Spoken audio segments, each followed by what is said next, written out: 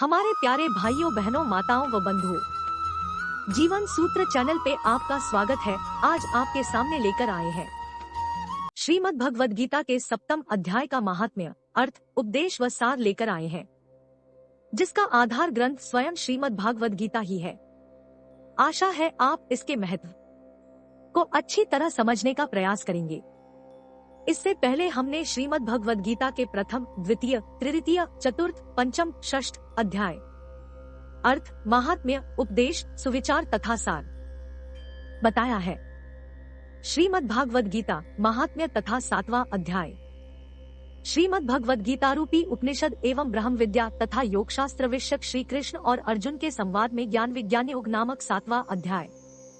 भगवान शिव कहते हैं, पार्वती, अब मैं 7वें अध्याय का महात्म्य बतलाता हूँ, जिसे सुनकर कानों में अमृतराशि भर जाती है। पाटलिपुत्र नामक एक दुर्गम नगर है, जिसका गोपुर द्वार बहुत ही ऊंचा है। उस नगर में शंकर नामक एक ब्राह्मण रहता था। उसने वैश्यवृत्ति का आश्रय लेकर बहुत धन कमाया, किंतु न तो कभी पितरों का तर्पण किया और न देवताओं का पूजन ही किया। वह धनोपार्जन में तत्पर होकर राजाओं को ही भोज दिया करता था। एक समय की बात है, उस ब्राह्मण ने अपना चौथा विवाह करने के लिए पुत्रों और बंधुओं के साथ यात्रा की। मार्ग में आधी रात के समय जब वह सो रहा था, एक सर्प ने कहीं से आकर उसकी बाह में काट लिया। उसके काटते ही ऐसी अवस्था हो गई कि मणि, मंत्र और औषधि आदि से भी उसके शरीर की रक्षा असाध्य जान पड़ी। तत्पश्चात कुछ ही क्षणों में उसके प्राण खेरू उड़ गए। फिर बहुत समय के बाद वह प्रेत सर्पयोनि में उत्पन्न हुआ। उसका चित्त धन की वासना में बंधा था। उसने पूर्व वृत्तांत को स्मरण करके सोचा, मैंने जो घर के बाहर करोड़ों की संख्या में अपना धन गाड़ रखा है, उससे इन पुत्रों को वंचित करके स्वयं ही उसकी रक्षा करूंगा। एक दिन सांप की योनि से पीड़ित होकर पिता ने स्वप्न में अपने पुत्रों के समक्ष आकर अपना मनोभाव बताया। तब उसके निरंकुश पुत्रों ने सवेरे उठकर बड़े विस्मय के साथ एक दूसरे से स्वप्न की बातें कहीं। उनमें से मझला पुत्र कुदाल हाथ में लिए घर से निकला और जहां उसके पिता सर्प योनि धारण करके रहते थे, उस स्थान पर गया। यद्यपि उसे धन के स्थान का ठीक पता नहीं था, तो भी उसने चिन्हों से उसका ठीक निश्चय कर लिया और लोभ बुद्धि से वहां पहुंचकर बाबी को खोदना आरंभ किया। तब उस बाबी से बड़ा भयानक सांप प्रकट हुआ और बोला, मूढ़, तू कौन है, किस लिए आया है, क्यों बिल खोद रहा है, अथवा किसने तुझे भेजा है? ये सारी बातें मेरे सामने बता। पुत्र बोला, मैं आपका पुत्र हूँ, मेरा नाम शिव है। मैं रात्रि में देखे हुए स्वप्न से विस्मित होकर यहाँ का सुवर्ण लेने के कौतूहल से आया हूँ। पुत्र की यह वाणी सुनकर वह सांप हंसता हुआ उच्च स्वर से इस प्रकार स्पष्ट वचन बोला, यदि तू मेरा पुत्र है तो मुझे शीघ्र ही बंधन से मुक्त कर। मैं पूर्व जन्म के गाड़े हुए धन के ही लिए सर्पयोनि में उत्पन्न हुआ हूँ। पुत्र ने पूछा, पिताजी, आपकी मुक्ति कैसे होगी?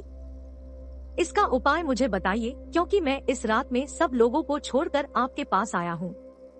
पिता ने कहा, बेटा, गीता के अमृतमय 7वें अध्याय को छोड़कर मुझे मुक्त करने में तीर्थ, दान, तप और यज्ञ भी सर्वथा समर्थ नहीं है। केवल गीता का 7वां अध्याय भागवत गीता ही प्राणियों के जरा मृत्यु आदि दोह को दूर करने वाला है। पुत्र, मेरे श्राद्ध के दिन 7वें अध्याय का पाठ करने वाले ब्राह्मण को श्रद्धापूर्वक भोजन कराओ। इससे निःसंदेह मेरी मुक्ति हो जाएगी। वत्स, अपनी शक्ति के अनुसार पूर्ण श्रद्धा के साथ वेद विद्या में प्रवीण अन्य ब्राह्मणों को भी भोजन कराना। सर्पयोनि में पड़े हुए पिता के ये वचन सुनकर सभी पुत्रों ने उसकी आज्ञा के अनुसार तथा उससे भी अधिक किया। तब शंकर ने अपने सर्प शरीर को त्याग कर दिव्य देह धारण किया और सारा धन पुत्रों के अधीन कर दिया। पिता ने करोड़ों की संख्या में जो धन बांट कर दिया था, उससे वे सदाचारी पुत्र बहुत प्रसन्न हुए। उनकी बुद्धि धर्म में लगी हुई थी, इसलिए उन्होंने बावली, कुआं, पोखरा, यज्ञ तथा देव मंदिर के लिए उस धन का उपयोग किया और अन्नशाला भी बनवाई। तत्पश्चात 7वें अध्याय का सदा जप करते हुए उन्होंने मोक्ष प्राप्त किया। पार्वती, यह तुम्हें 7वें अध्याय का महात्म्य बताया गया है, जिसके श्रवण मात्र से मानव सब पातकों से मुक्त हो जाता है। श्री परमात्मने नमः। 7वां अध्याय।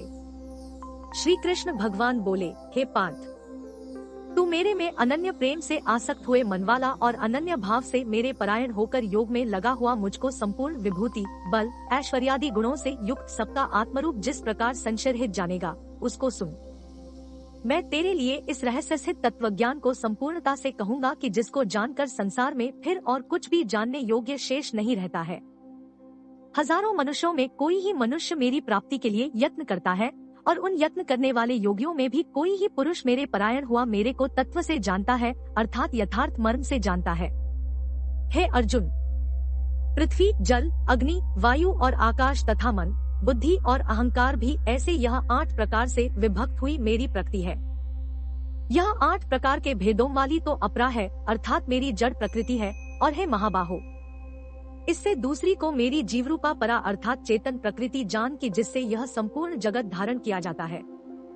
हे अर्जुन, तू ऐसा समझ कि संपूर्ण भूत इन दोनों प्रकृतियों से ही उत्पत्ति वाले हैं, और मैं संपूर्ण जगत का उत्पत्ति तथा प्रलयरूप हूँ, अर्थात संपूर्ण जगत का मूल कारण हूँ। इसलिए है धनंजय, मेरे से सिवा किंचन मात्र भी दूसरी वस्तु नहीं है।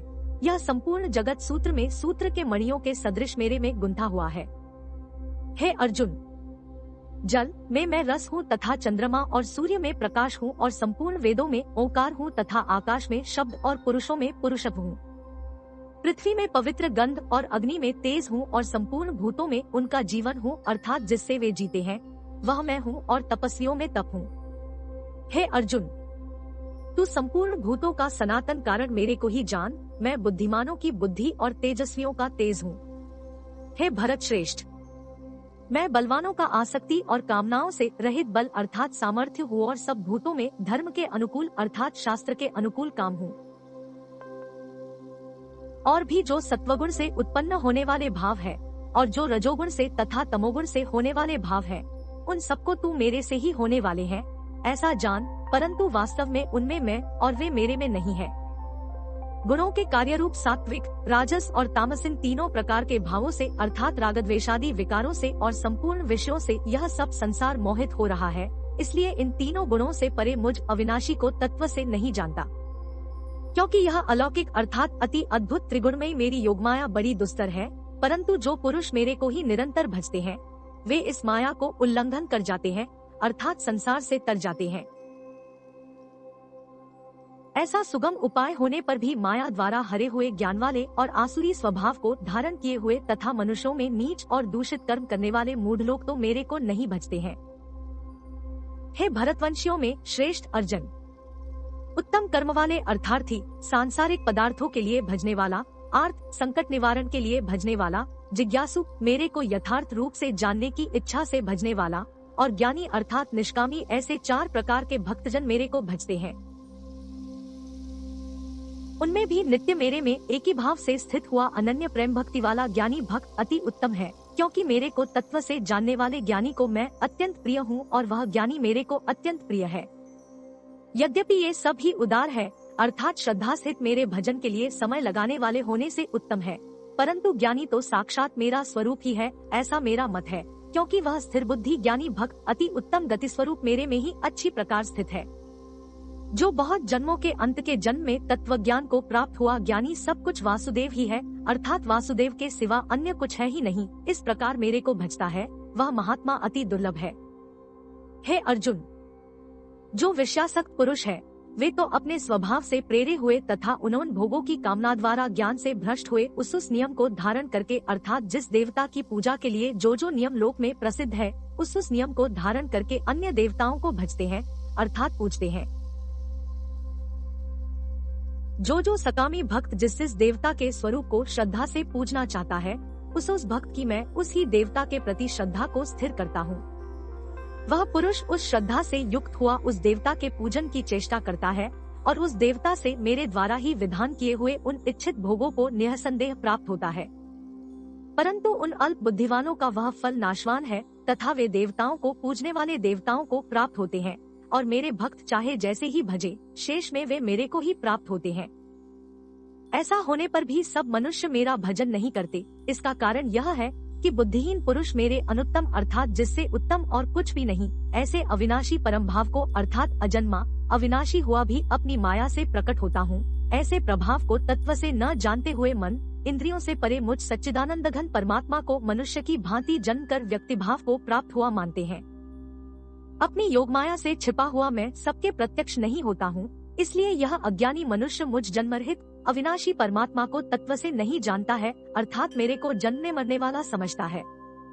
हे अर्जुन, पूर्व में व्यतीत हुए और वर्तमान में स्थित तथा आगे होने वाले सब भूतों को मैं जानता हूँ, परंतु मेरे को कोई भी श्रद्धा भक्ति रहित पुरुष नहीं जानता।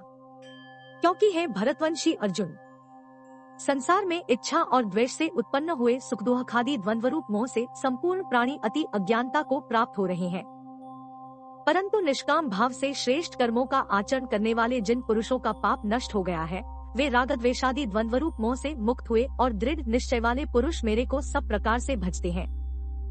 जो मेरे शरण होकर जरा और मरण से छूटने के लिए यत्न करते हैं, वे पुरुष उस ब्रह्मा को तथा संपूर्ण अध्यात्म को और संपूर्ण कर्म को जानते हैं। जो पुरुष अधिभूत और अधिदैव के सहित तथा अधियज्ञ के सहित सबका आत्मरूप मेरे को जानते हैं, अर्थात जैसे भाप, बादल, धूम, पानी और बर्फ यह सभी जल स्वरूप है, वैसे ही अधिभूत, अधिदैव और अधियज्ञ आदि सब कुछ वासुदेव स्वरूप है। ऐसे जो जानते हैं, वे युक्त चित्त वाले पुरुष अंतकाल में भी मुझको ही जानते हैं, अर्थात प्राप्त होते हैं। श्रीमद् भगवद गीता रूपी उपनिषद एवं ब्रह्म विद्या तथा योग शास्त्र विषयक श्री कृष्ण और अर्जुन के संवाद में ज्ञान विज्ञान योग नामक 7वां अध्याय। यहाँ साक्षात वासुदेव श्री कृष्ण स्वयं गुरु है और श्री अर्जुन उनके शिष्य।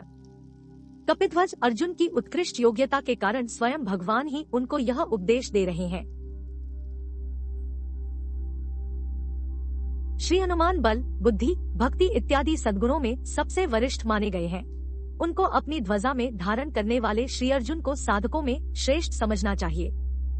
गीता के उपदेशक, उपदेश सुनने वाले, विषय, परिस्थिति आदि सभी विशिष्ट है, इसलिए इसको समस्त उपनिषदों में श्रेष्ठ और उनका सार स्वरूप माना गया है।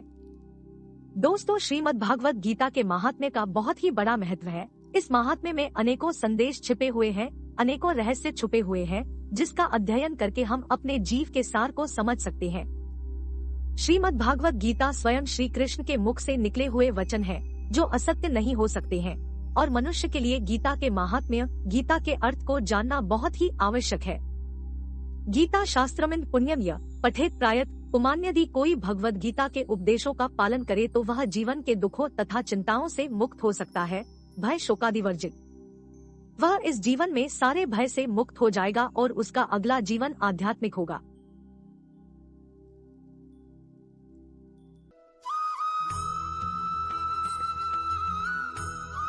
बंधुओं, आपको हमारी सुनी अनसुनी कहानियाँ एवं कथाएं पसंद आए तो अपने मित्रों के साथ शेयर करें, लाइक, कमेंट और साथ ही सब्सक्राइब करें और साथ में दिए गए बेल बटन को दबाएं ताकि हमारे चैनल पर आने वाली वीडियो की नोटिफिकेशन आप तक पहुंच सके।